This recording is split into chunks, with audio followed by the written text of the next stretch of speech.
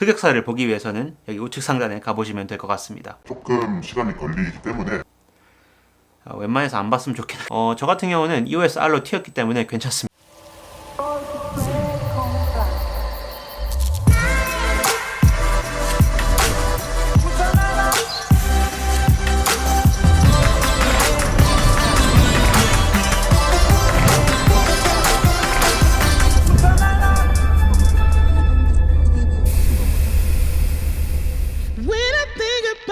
안녕하세요 여러분, 김비디오입니다. 오늘은 많은 분들께서 요청해주신 색보정과 컬러 그레이딩에 대한 영상을 다뤄보도록 하겠습니다. 초창기 구독자들께서는 제가 아마 수개월 전에 색보정과 컬러 그레이딩에 대한 영상을 따로 다뤘던 것을 기억하실 것이에요. 그런데 시간이 좀 흘러서 지금 와서 보니까 그때는 굉장히 실력도 없고 굉장히 이제 영상을 개떡같이 만들어 놨더라고요. 지금도 비록 잘하는 건 아니지만 색에 대한 공부를 꾸준히 해왔고 나름대로 조금의 발전은 있었다고 생각을 하기 때문에 여러분들에게 그동안 제가 배웠는 것들에 대해서 간단하게 소개를 해드리고자 이렇게 카메라를 켜게 되었습니다. 그런데 옛날에 김비디오가 얼마나 개떡같이 컬러 그레이딩을 했는지 흑역사를 보기 위해서는 여기 우측 상단에 가보시면 될 것 같습니다. 저만의 스타일을 찾는데 조금 시간이 걸리기 때문에 웬만해서 안 봤으면 좋겠네. 자, 색보정과 컬러 그레이딩에 대한 영상은요 1부랑 2부로 나눠질 것 같습니다. 지금 여러분들께서 보고 계신 바로 이 영상 1부는요 바로 이론 영상입니다. 왜 촬영을 할 때 미리 모든 색을 다 맞춰주고 모든 노출값을 다 맞춰주고 촬영하는 것이 엄청 중요한지에 대해서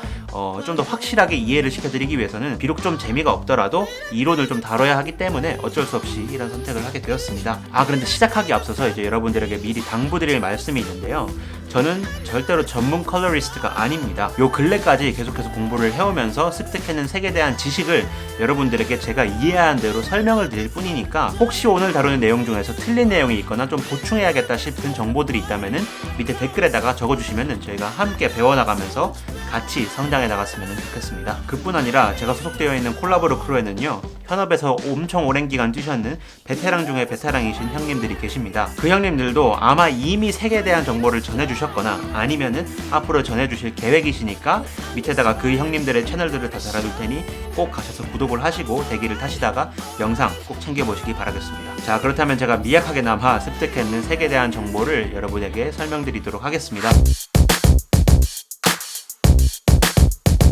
우선적으로 색 보정, 그러니까 색 교정과 컬러 그레이딩의 차이가 무엇인지 궁금해하실 분들이 계실 거예요. 근데 그거는 그냥 문자 그대로 색 보정, 현실과 가장 가깝게 색과 노출값을 교정해주고 보정해주는 것을 색 보정이라고 부르고, 컬러 그레이딩은요 말 그대로 색을 마음대로 조절해주면서 여러분들만의 독특한 스타일을 만들어내고 어떤 특별한 룩을 만들어내는 것을 의미를 합니다. 그런데 여러분들이 반드시 기억하셔야 될 게 있는데 컬러 그레이딩 이전에 반드시 거쳐야 하는 단계가 바로 색 보정입니다. 색을 현실과 가장 가깝게 보정을 해주고 교정을 해준 다음에서야 그레이딩을 해주셔야지 최상의 컨디션에서 모든 작업이 이루어질 수가 있습니다. 반드시 기억하세요. 색 보정, 그러니까 색 교정 다음에 컬러 그레이딩이 이루어져야 합니다. 그렇다면 색 보정과 컬러 그레이딩 둘 중에 무엇이 더 중요할까요?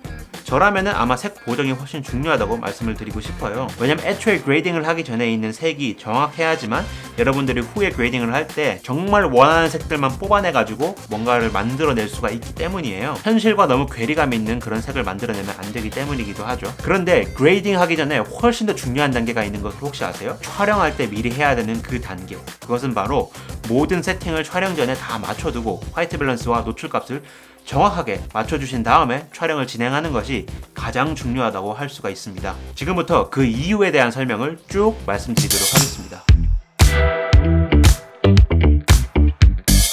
위에서 설명드렸듯이 색 보정은요 틀린 색과 노출값을 바르게 교정해주는 것을 의미를 합니다. 그 뜻은 미리 모든 세팅을 맞춘 다음에 촬영을 진행해주시면 보정 시간이 확 줄고 여러분의 영상의 클립에 무리가 가지 않게 됩니다. 여기서 무리가 가지 않는다를 이해하기 위해서는요 저희가 사용하는 미러리스와 DSLR 안에 들어있는 픽처 프로파일과 코덱에 대한 이해를 하셔야 됩니다. 보통 저희가 사용하는 미러리스나 DSLR은요 거의 다 8비트까지만 지원을 합니다. 그런데 엎친 데 덮친 격으로 소니 같은 경우는 최대 100MB/s 밖에 지원을 하지 않기 때문에 색을 만져줄 만한 공간이 부족하다고 할 수가 있습니다. 계속해서 소니 카메라들을 한번 예시로 들어서 설명을 드리도록 하겠습니다. 소니의 시네마 라인업인 FS5 계열의 카메라들을 예시로 들어보면요 그 카메라는 10비트 S로그를 지원을 합니다. 그렇기 때문에 여러분들이 후에 이후에 영상을 보정해 주실 때 충분한 공간이 확보가 되는 것이에요. 여기서 8비트와 10비트의 차이를 간단하게 설명드리자면은 8비트 같은 경우는 색을 256개의 단계로 나눠 가지고 저장을 해준다면은 10비트로 촬영해 줄 시에는 색을 1024개의 굉장히 구체적인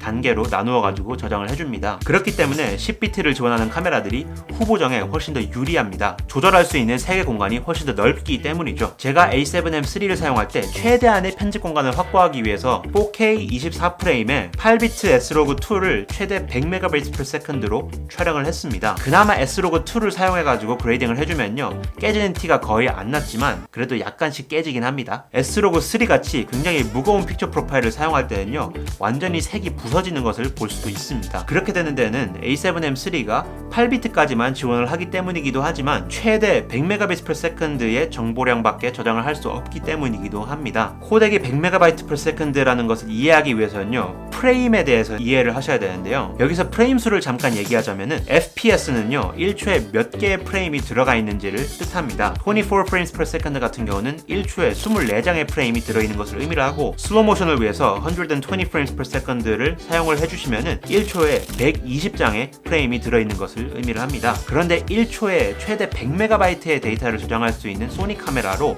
24프레임을 촬영해 주시면은 한 프레임당 최대 4.17MB의 데이터가 담기게 됩니다. 거기다 더해서 120프레임/s로 촬영을 해주시면은 한 프레임당 최대 0.83MB의 데이터가 담기게 됩니다. 그렇게 작은 데이터량을 가지고 그레이딩을 해주시면은 당연히 색에 무리가 갈 수밖에 없습니다. 반대로 캐논의 EOS R 같은 경우는요, 1초에 최대 480MB의 빵빵한 코덱을 지원을 합니다. 24프레임으로 촬영했을 시에 한 프레임당 담기는 데이터양은 20MB, 60프레임으로 촬영해 주실 때는 한 프레임당 담기는 최대 데이터양은 8MB입니다. 이는 24프레임 기준으로 봤을 때 A7M3의 5배의 데이터를 보존한다는 의미이기 때문에 같은 8비트여도 강한 그레이딩을 소니에 비해서 상대적으로 무리 없이 소화할 수 있다는 것을 의미를 합니다. 자, 이 정도로 설명드렸으면 왜 미리 모드 세팅을 정확하게 맞추고 촬영을 진행해 주셔야 하는지 아실 것입니다. 소니 카메라를 메인으로 사용하시는 분들이 많기 때문에